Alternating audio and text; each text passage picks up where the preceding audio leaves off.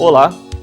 Com a perspectiva sociológica, o Religare de hoje vai conversar com Frei Leonardo Lucas Pereira, que é pós-graduado em Sociologia pela Universidade Panteão Sorbonne. Ele também é religioso da Ordem dos Frades Menores. Nosso convidado é estudioso do conhecido sociólogo Peter Berger, que há mais de 20 anos tem publicado no Brasil o livro O Dossel Sagrado, Elementos para uma Teologia Sociológica da Religião. Frei Leonardo, seja bem-vindo ao Religare. Vamos conversar hoje sobre sociologia da religião. É um prazer tê-lo aqui conosco. Olá, muito obrigado pelo convite e vamos conversar sobre esse sociólogo norte-americano que produziu uma abundante literatura de sociologia, principalmente na área da sociologia do conhecimento. Um dos seus livros mais importantes, traduzido no Brasil, é Perspectivas Sociológicas. Sim. E o outro livro, A Construção Social da Realidade, com Thomas Luckmann, companheiro, sociólogo, e o livro de Sociologia da Religião, O Dossel Sagrado. Sim. É uma referência, não é, o Peter Berger na sociologia da religião, como é também referência aqui em Belo Horizonte a pesquisa do Frei Leonardo em sociologia da religião. O Frei Leonardo trabalha aqui no Instituto Santo Tomás de Aquino, o ISTA, como professor dessa disciplina, não? Isso. De sociologia da religião. E coordena também um programa de pós-graduação no Instituto Tomás de Aquino em ciências da religião, né, que teve vários cursos ofertados nos últimos anos. Bem, se você quiser participar do nosso programa, conversar com o nosso entrevistado, deixar uma mensagem ou uma sugestão ao nosso programa, o e-mail para contato é religare@tvhorizonte.com.br. Aproveito para agradecer, não é, você que escreve, não é, as pessoas que sempre mandam mensagens e sugestões para a produção do Religare. Bem, professor, o sociólogo Peter Berger já foi apresentado, né, nos cumprimentos iniciais, não é, como também as obras mais importantes. Uhum. Agora, qual é a contribuição efetiva do Peter Berger para a sociologia da religião? O livro do Peter Berger sobre a religião, O Dossel Sagrado, se tornou um clássico da literatura da sociologia da religião. Ele apresenta alguns elementos teóricos fundamentais para a compreensão do fenômeno em 4 capítulos essenciais, mais de teoria e depois alguma coisa na análise, principalmente do fenômeno da secularização. Sim. É um livro que já, como eu dizia, não é? É um livro que já há 20 anos vem fazendo história na sociologia da religião. Eu me lembro que quando cursei, salvo engano, a especialização e depois o mestrado, nós estudávamos o Dossel Sagrado e ainda hoje nós continuamos estudando porque esse livro permanece atual. Permanece. Eu dizia que são, então de 4 temas, né? Vamos tentar destrinchar um pouco, né, o que é o pensamento do autor desenvolvido no Dossel Sagrado, que é publicado pela editora Paulus. Né? Bem, o primeiro ponto, talvez importante, da obra seria discutir, né, qual que é a relação da religião com a construção do mundo. O que é que nós queremos dizer com construção do mundo e aí o papel da religião, Frei Leonardo? Isso. Nesse primeiro capítulo, o autor apresenta a humanidade como uma construção de si mesma, os homens como sujeitos que produzem uma realidade, fazem uma construção social da realidade, através de 3 momentos fundamentais, momentos interligados dialeticamente. Primeiro, há uma exteriorização, uma produção, é um conceito de Hegel, daquilo que vai ficar depois objetivado como algo que vai ser posteriormente interiorizado num processo dialético profundo. Então, esses 3 momentos, né, o processo de exteriorização, interiorização e objetivação. Isso. Qual seria a característica de cada um destes processos? O primeiro, de exteriorização, seria fundamentalmente a criação do mundo pelos sujeitos sociais, do mundo cultural e principalmente da sociedade. A característica da objetivação é que ela toma áreas quase que de uma certa independência em relação a esses sujeitos que criaram, né, este mundo objetivo. E o terceiro momento seria um momento da educação, da socialização, quando os sujeitos internalizam aquilo que foi anteriormente exteriorizado e objetivado. Sim. Qual que é a importância desse processo para a constituição da religião, para explicar a constituição da religião? Antes da gente chegar à religião propriamente dita, seria interessante perceber que o processo mais importante da criação humana é o que o autor chama de nomos, a nomização do mundo, e esse mundo vai ter então um significado, um sentido. O nomos seria o contrário de anomia, o contrário do caos. Então, o nomos procura dar um significado para as pessoas da sua própria existência. Sim. E além do nomos profano, que nós podemos chamar assim, fundamentalmente de científico, filosófico, os homens inventam, criam um nomos sagrado, que nós vamos chamar então de religião. É como se fosse um dossel sagrado sobre o qual o homem vive para ter mais segurança, mais conforto na sua vida, ou, se a gente preferir, é um fundamento último, a religião, para que o homem se sinta mais estável na sua caminhada por esta terra. Sei. E o papel da religião, por exemplo, na manutenção do mundo, quer dizer, essa decisão da sociedade em produzir, não é, esse nomos, não é, inclusive em alguma medida sacralizar, não é, esta ordem. Agora, qual que é o papel da religião na manutenção deste processo? Isso. Não basta a gente construir um mundo, nós temos que mantê-lo, nós temos que legitimá-lo. Então, o conceito-chave do segundo capítulo é a legitimação e principalmente a legitimação religiosa. O mundo se mantém, ele se reproduz, o mundo sociocultural, através de três processos fundamentais. Primeiro, por uma boa socialização. Segundo, por um controle social. E principalmente pela legitimação. A legitimação seria uma espécie de saber que dá um significado tanto cognoscitivo quanto um significado ético-normativo. Nós poderíamos definir a legitimação como um saber objetivado que explica, então há uma teoria do conhecimento, e que justifica, que traz normas, diz o que é e o que deve ser.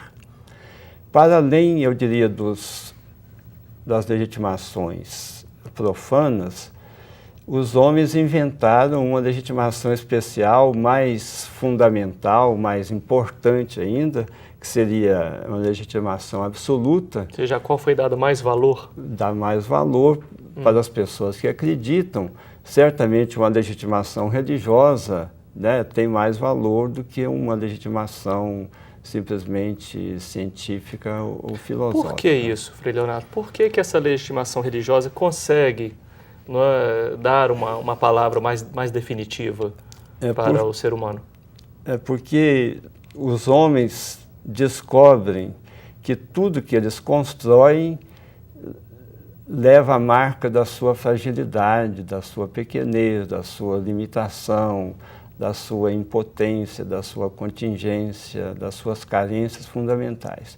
E por isso que, por um motivo que nós podemos procurar no mais íntimo da pessoa, e um motivo de uma certeza, de uma segurança e de um absoluto, que ele cria o mundo religioso, o mundo das religiões, que por definição seriam mundos mais estáveis, que dariam mais tranquilidade, para além das contingências, das relatividades, né, dos relativismos desta existência. Embora também essa construção seja ela humana, né? Um desejo humano da estabilidade. É aqui que é muito interessante esse processo, porque se os homens descobrissem que foram eles mesmos que criaram esse outro mundo, né, o mundo sagrado, do céu sagrado, eles iriam sentir que esse mundo padeceria da sua própria fraqueza. Então há um certo mecanismo, eu não sei explicar bem aí como é que isso acontece, de esconder de si mesmos que nós, afinal de contas, é que somos os produtores dos nossos deuses, das nossas religiões, enquanto construções sociais, né, enquanto construções sociais e culturais. O que não quer dizer que a religião se reduz a isso, né? Mas aí é uma questão de fé. Sobre isso que nós vamos conversar então no segundo bloco. Hoje, no Religar, está o Frei Leonardo Lucas Pereira, sociólogo da religião. O Religar volta daqui a pouco.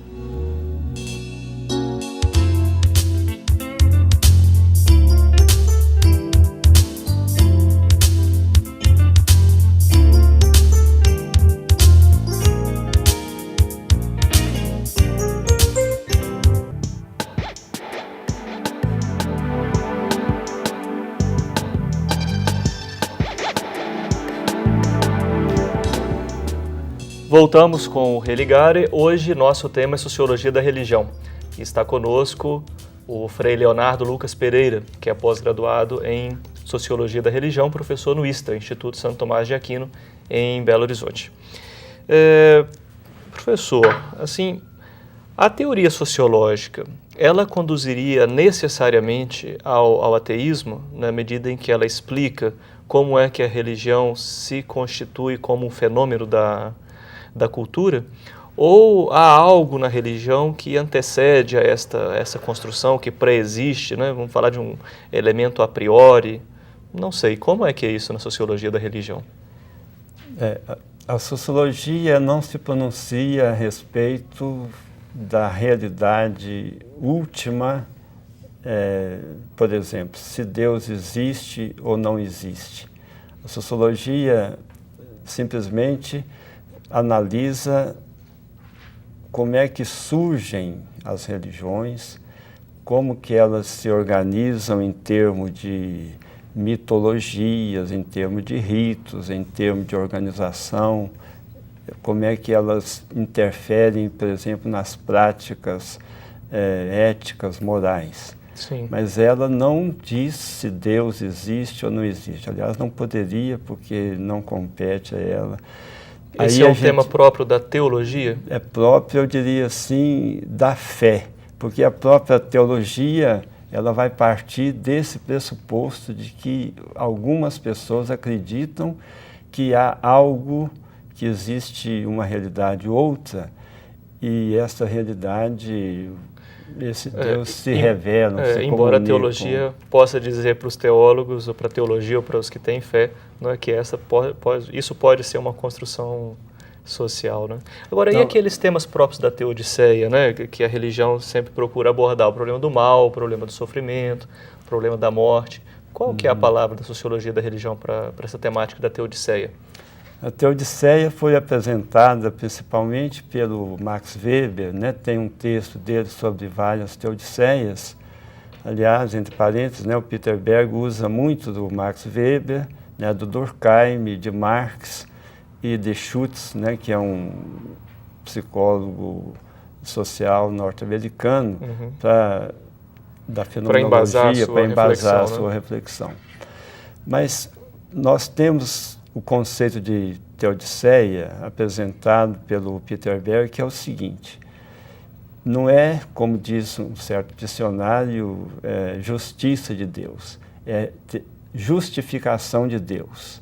Como é que você pode justificar Deus como sendo bom diante de tanta ruindade, tanta maldade que nós vemos aí pelo mundo, né?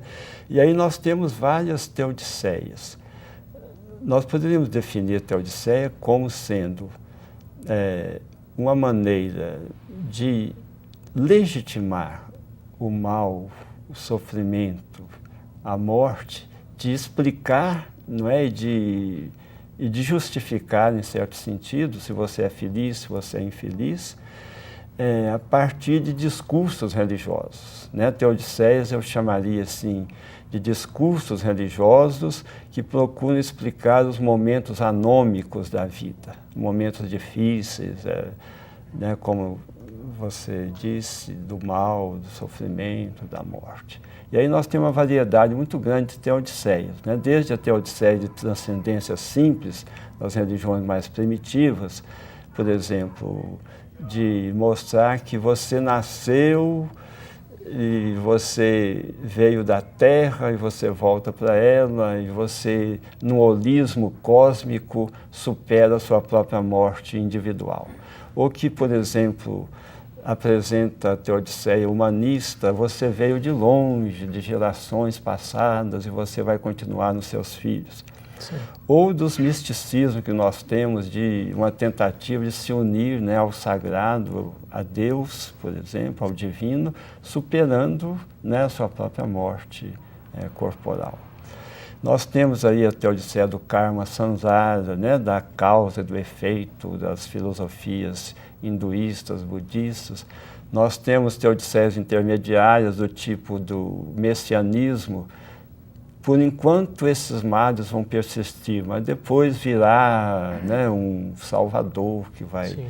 Mas qual que é a palavra da sociologia sobre essas teodiceias? Elas cumprem um papel social? Elas cumprem um papel social fundamental, né? Por exemplo, no messianismo, o povo que acreditava que Deus estava chamando para uma terra prometida, guiado, né, esse povo por Moisés, ele fez maravilhas, ele conquistou uma terra porque achava que ali iria existir a felicidade. Sim, então, ou seja, essa fé movimenta, transforma o mundo. A fé remove montanhas. Literalmente. Literalmente, obstáculos. Por isso que a religião é tão importante. Enquanto fenômeno social. Enquanto fenômeno social. E não dá para entender a organização social, a sociedade, a cultura, sem o elemento religioso. Agora, um outro aspecto, né?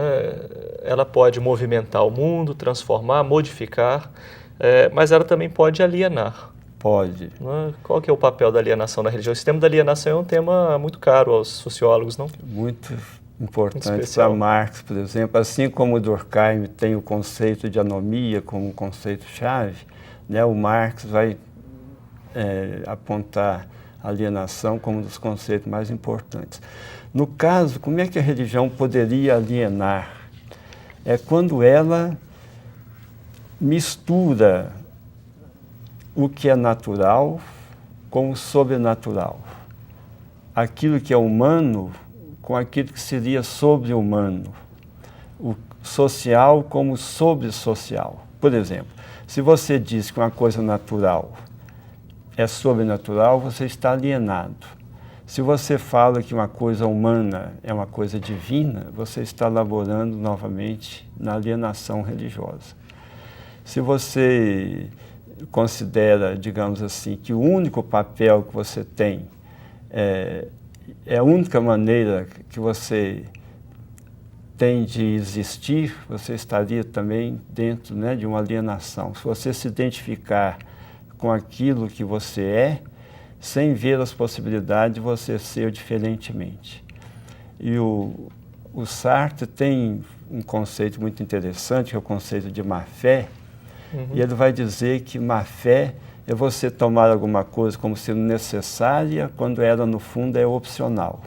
E a religião aí pode aparecer, então, como um fator de alienação. Só para dar um exemplo. O marido dá uma surra todo dia na sua esposa, é um bandido, um sujeito que não vale nada, e ela diz assim, mas eu não posso separar dele porque eu prometi ao pé do altar de levar a minha cruz até o fim.